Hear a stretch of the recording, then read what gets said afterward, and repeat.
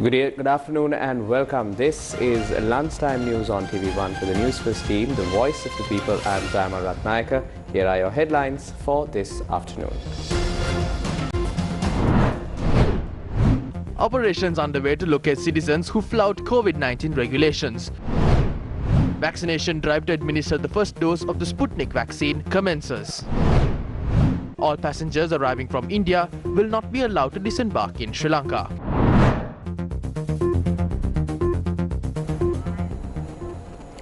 On to your top story for this afternoon. The Civil Aviation Authority has said that passengers travelling from India will not be permitted to disembark in Sri Lanka until further notice.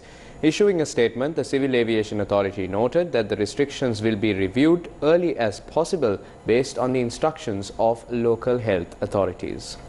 Moving on, in more local news, several areas were placed under isolation with effect from 6 a.m. today.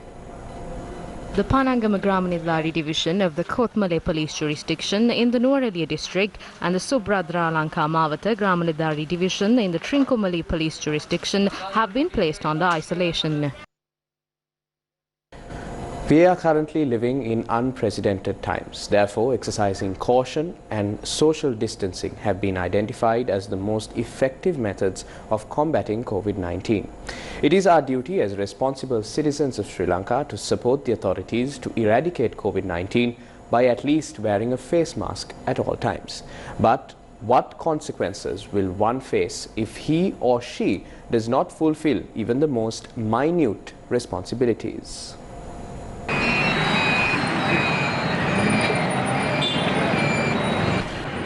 Daily operations are currently underway to locate people who do not wear face masks while arresting those who fail to do so in public. Each citizen should realize that they could be endangering the lives of others by failing to wear a face mask. Even today, a number of operations were carried out in Colombo and other areas to locate people who roam the streets without face masks.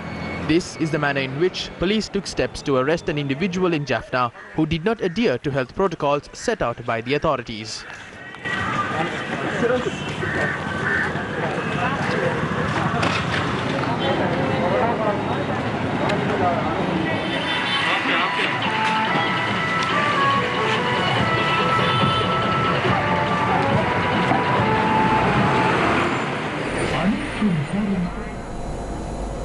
Fourteen COVID-19 deaths were reported yesterday, the 6th of May, raising the total death toll to 734. Meanwhile, 1,897 people tested positive for COVID-19 yesterday, and the total COVID-19 caseload in the country has risen to 118,487. 922 COVID-19 patients recovered yesterday, raising the total number of recoveries in Sri Lanka to 100,075, while 14,795 COVID-19 patients are still under medical care. A decision has been made to suspend hearings at the Supreme Court and Appeal Court until the 14th of May. Accordingly, only urgent cases will be taken up in courts based on the request of lawyers. These decisions have been made in line with the current situation surrounding the COVID-19 pandemic in Sri Lanka. Meanwhile, authorities have taken necessary steps to establish treatment centres and to convert several hospitals to treatment centres in light of the resurgence of COVID-19 in the country. The Hinguragoda Base Hospital has been allocated to serve 200 patients. Hospital authorities said patients who were receiving treatment at the hospital till now have been transferred to other hospitals. We have arranged facilities to treat expectant mothers and children who are affected by COVID-19. An ICU was declared open at the Metsiri Savana Hospital in Anuradhapura today, which is already treating COVID-19 patients. We will be able to increase our capacity of treating patients as we declared open this facility. The Busa Naval Camp has been transformed into an immediate care centre. The Navy said facilities to treat 162 patients have been established at the camp.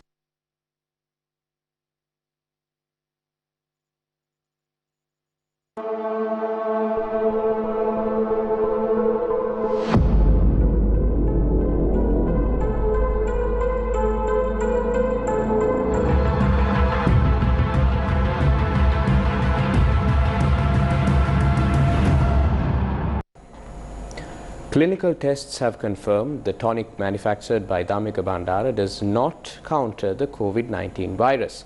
A specialist committee comprising professors was appointed by the Ministry of Health to conduct trials into the tonic's efficacy against the virus. Directing its report to the Ministry of Health and the Ministry of Indigenous Medicine, the specialist committee has pointed out that Dhammika Bandara's tonic is not suitable to be used to combat COVID-19.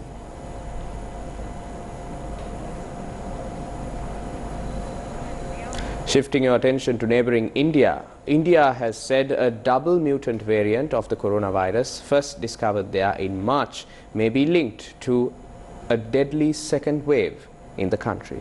In more news from here at home, Attorney General Dappula de Oliveira has thanked the President Gotabaya Rajapaksa for nominating his name to be appointed as Sri Lanka's High Commissioner to Canada. However, State Counsel Nishara Jayaratna, the coordinating officer to the Attorney General, noted that de Oliveira had informed the President that he wishes to remain in Sri Lanka. Dappula de Oliveira was appointed as Sri Lanka's 30th Attorney General on the 10th of May 2019. He has concluded action on 27,206 criminal cases during his tenure from May 2019 to May 2021. Meanwhile, a security officer at a private bank was injured as he took steps to prevent a robbery from taking place at an ATM machine in Anuradhapura. Two individuals who had arrived on a motorcycle had attempted to rob an employee of a security firm while depositing money in an ATM machine in Anuradhapura. They had attempted to rob the employee of the security firm who had been carrying cash in a bag after throwing chili powder at him. However, the attempted robbery is reported to have failed. The security officers of this institution are reported to have fired gunshots at the thieves. The security officer of the private bank had been injured at that time.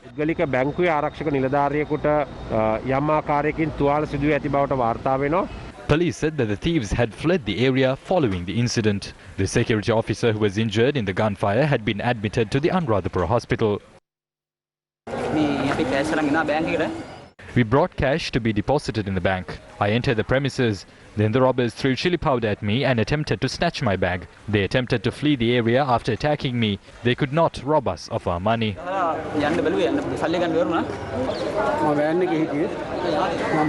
I was in the van. I saw that they attempted to snatch the bag of money. I tackled them and snatched their weapon.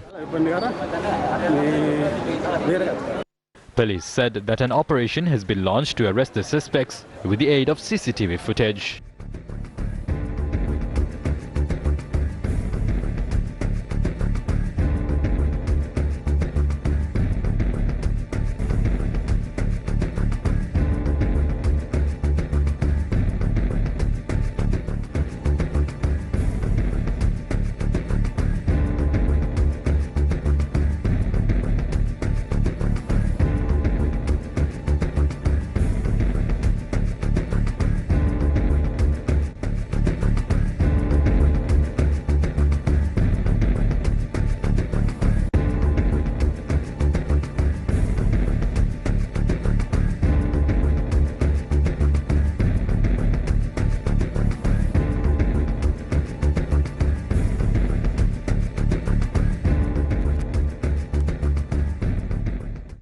In more headline-making news, Russia's Sputnik vaccine will be administered starting today to the residents of Kolonnava, Gotatua and Madinnagoda areas.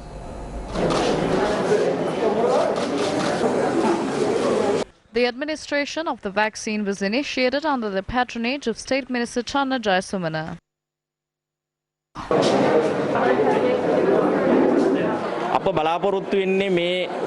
We expect to administer the Sputnik vaccine as the leading vaccine to combat the COVID-19 virus within the country. Currently, we are capable of administering the Sputnik vaccine to 6.5 million people. The second dose will be given after a break of 3 weeks from the first dose.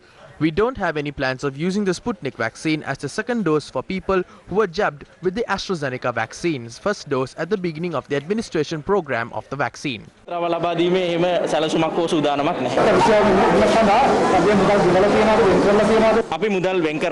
allocated the funds, signed all the agreements and are making the payments. There is no issue regarding fund allocation for this. The All Ceylon Samurdhi Development and Agriculture Research Officers Union expressed its view on the groups that must receive the vaccine. Samurdhi officers, Gramanidari officers, development officers, agriculture officers and other relevant officials must receive the vaccine. Divisional secretaries must also receive the vaccine. They are also fulfilling a great responsibility. Teachers and principals must be placed on top of the priority list to receive the vaccine. There are delays in transporting certain infected individuals to hospitals. During the parliamentary group meeting, I emphasized that the government must formulate a plan for this. Otherwise, we will be contributing to the spread of the virus.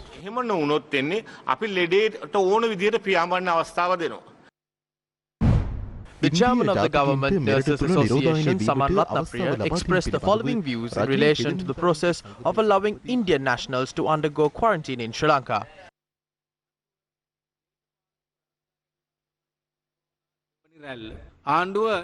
The second wave of COVID-19 has begun as a result of the government's failure. The government brought down Ukrainian tourists to the country. The virus started spreading from them as well. You remember the cricketer Moeen Ali was first detected with the UK variant of the virus in Sri Lanka. They had launched a business to offer quarantine facilities to Indians.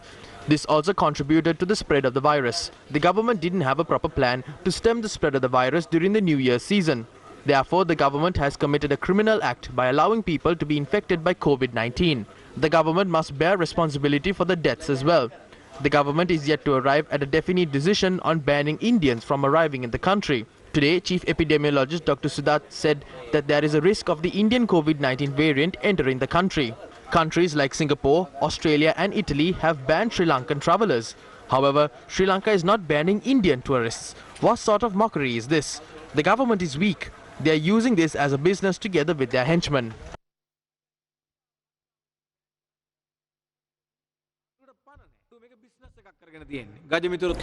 The Committee to Protect the Rights of Prisoners made a request from the Human Rights Commission of Sri Lanka yesterday.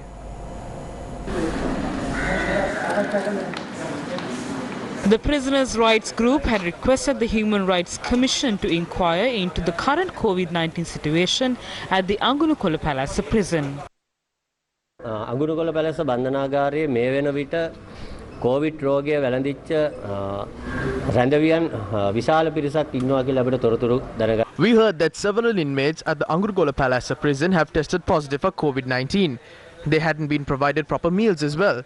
These inmates have not received at least warm water and their medicines.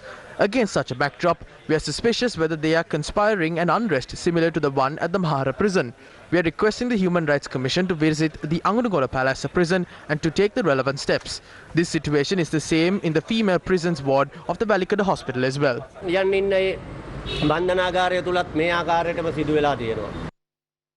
The Supreme Court determination on the Colombo Port City Economic Commission Bill was sent to Parliament last night. When Newsfirst inquired on the matter from Speaker Mahinda Yapa Abewardena, he said the determination will be presented to Parliament on Tuesday, the 18th of May. Taking a look at more local news, residents of Victoria and Randhenigala have complained that wild elephants constantly encroach into their villages. Locals point out that wild elephants from the Victoria and Randhenigala reserves encroach into villages and destroy their crops. A fence constructed surrounding the village has not assisted in preventing the encroachment of wild elephants. That is because the fence has been installed by trapping the elephants inside the village. A blood donation campaign was held in Varakapala yesterday.